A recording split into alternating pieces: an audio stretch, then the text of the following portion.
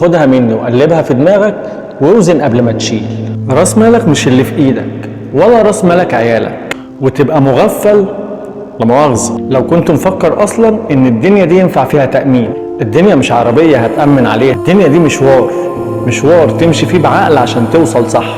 حتى التأمين على الحياة تأمين لحياة اللي هيعيشوا بعد ما انت تموت. التأمين الحقيقي على الحياة هو ضميرك وعملك وحبة الخير اللي انت بتعمله. البرفان الغالي ممكن يغطي على ريحة جسمك اللي مش ولا بد، بس هيفضل الواقع واقع.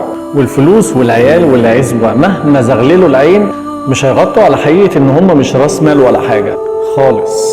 الفلوس بتروح في ثانية، والعيال بنطلقهم ونلاحقهم بالدعاء ان ربنا يتولاهم.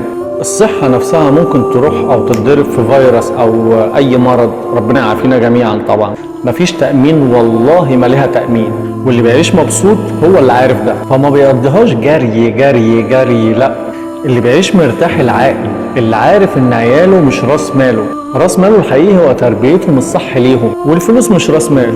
الراس مال الحقيقي ان هو يجيبها بشرف ويصرفهم بعقل وحكمة. حتى السمعة والشهرة مش راس مال.